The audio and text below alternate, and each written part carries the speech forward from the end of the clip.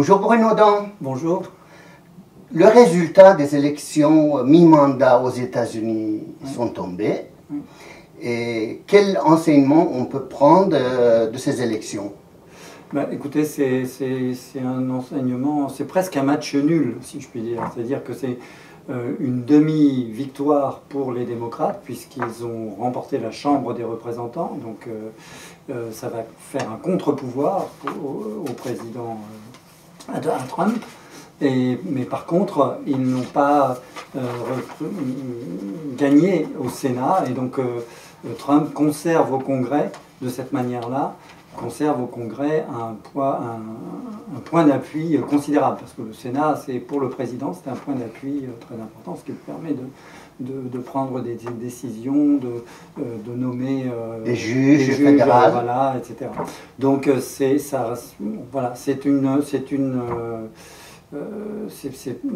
demi-défaite, demi-victoire, voilà, c'est le bilan qu'on peut tirer.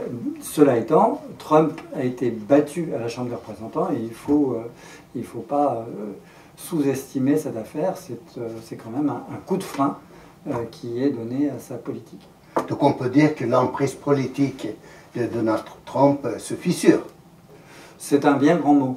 C'est un bien grand mot. Je trouve que si on regarde l'histoire des États-Unis, la plupart des présidents ont perdu ou sont en recul dans les élections du midterm, de mi-mandat. C'était le cas d'Obama rappelez-vous, en 2010. Il a perdu la Chambre des représentants.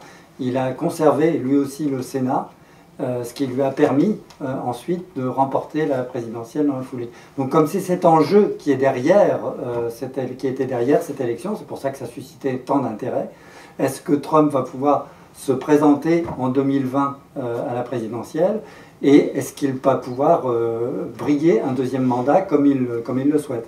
Malheureusement, le résultat de l'élection est trop étriqué, trop serré, pour dire que ça sera difficile pour Trump de briguer un deuxième mandat. C'est pour ça que votre expression fissurée est un peu exagérée, même s'il a perdu quelques pouvoirs. Donc on peut dire au moins on attend une cohabitation à l'américaine. Quelles seront les conséquences? Non, c'est pas une cohabitation, parce qu'une cohabitation, en France, une cohabitation, c'est quand le président et la Chambre, enfin et le Parlement, sont représentés par des forces opposées, divergentes. Là, ce n'est pas le cas.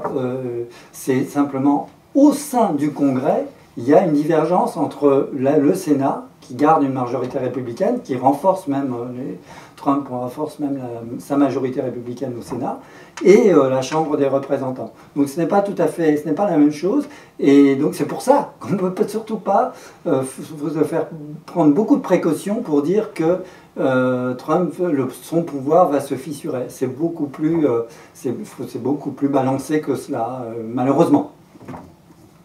Donc, dans ce cas-là, on se demande qu'est-ce qui a permis au Donald Trump de résister ainsi.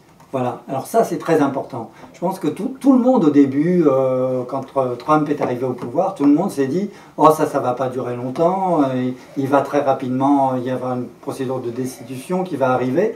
Et tout le monde était sûr de ça parce que au sein du pouvoir américain, au sein de Wall Street, il y avait des divisions par rapport à Trump. Il y avait d'un côté, si je puis résumer les choses ainsi, des gens qui étaient sur une ligne mondialiste, favorable à la poursuite. Hillary Clinton était également sur cette ligne, à la poursuite de la domination des grands groupes américains, mais grâce à une politique mondialiste. Il y avait ce qui émergeait avec Trump, et ce que j'appelle moi le national-libéralisme. Et ce qui a permis à Trump de limiter les dégâts lors de cette élection, c'est qu'il y a une partie de Wall Street qui était contre lui au départ, mais vraiment contre lui. toute la Silicon Valley, tous les grands groupes de pointe de la Silicon Valley, et les Google, Amazon, Apple, surtout Apple, ils étaient vent debout contre Trump au départ. Et Trump, avec sa réforme fiscale, il a fait une réforme fiscale qui a favorisé beaucoup, c'est la profitabilité, si je puis dire, c'était déjà très profitable, mais la profitabilité de ces grands groupes, il est arrivé à, je ne dis pas mettre tout le monde, tous les mondialistes, les ex-mondialistes derrière lui, mais en tout cas à rallier une partie de Wall Street. Le Wall Street Journal, on voit qu'un quotidien comme le Wall Street Journal, non seulement il soutient maintenant Trump, il dit que Trump fait du bon travail, que l'économie américaine prospère, etc. Mais en plus, le Wall Street Journal a appuyé Bolsonaro au Brésil voisin il y a quelques temps. Ils ont été jusque-là.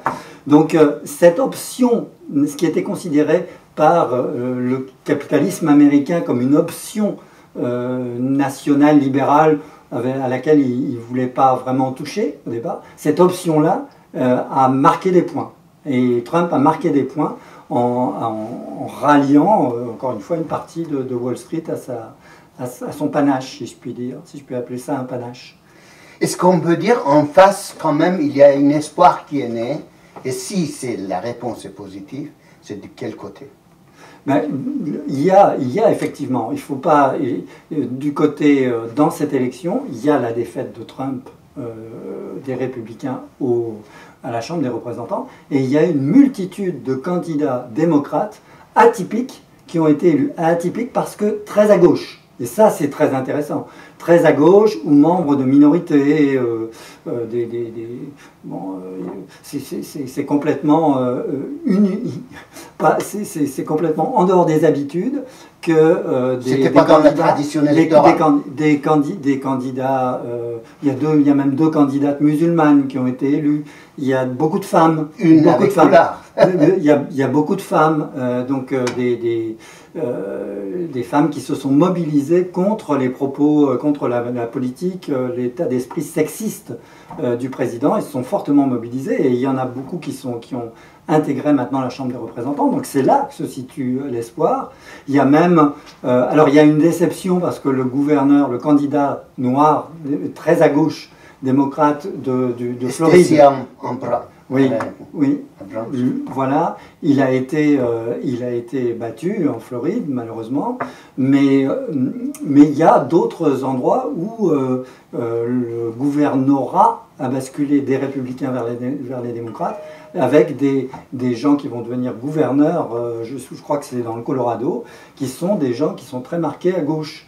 Donc c'est intéressant et ça peut avoir, je pense que c'est le meilleur investissement pour barrer la route effectivement à Trump. Il y a eu aussi, et ça, cette influence de la gauche du Parti démocrate n'y est pas pour rien, il y a eu aussi la campagne des côtés démocrates, ou la campagne en général, s'est focalisée sur le thème de la santé, de la protection, de l'instauration d'un système, parce que vous connaissez le système américain absolument épouvantable, où il faut, si vous êtes riche, ça va, vous pouvez vous couvrir, vous pouvez avoir une couverture santé, sinon parce que c'est une couverture santé totalement privée.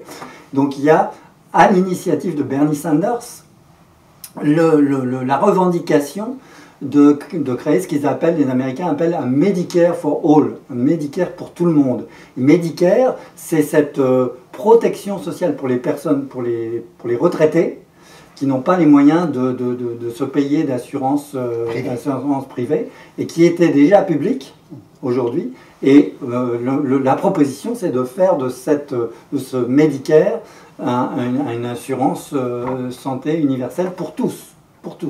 Et ça a monté très fort parce que, y compris dans l'électorat républicain, il y a des gens qui ont des difficultés avec leur police d'assurance privée et tout ça, et qui louchent vers ce genre de propositions avec beaucoup d'intérêt. Donc ça c'est des choses pour l'avenir qui sont intéressantes, qui sont importantes. Donc l'espoir est dans la nouvelle génération, vous dites, qui est proche de Bernie Sanders dans le Parti démocrate. Oui, bien sûr, parce que par contre, ça a été aussi l'une des causes de la demi-victoire seulement du Parti démocrate, c'est que la majorité des élus qui étaient présentés par le Parti démocrate restent marqués par cette tendance centriste, la tendance à laquelle appartiennent Obama et Hillary Clinton, et qui elle, a freiné les propositions nouvelles, novatrices du Parti démocrate. Donc c'est au sein du Parti démocrate que risque de se jouer l'avenir pour les États-Unis, pas seulement pour les États-Unis, pour le reste du monde. Merci beaucoup Bruno Dam.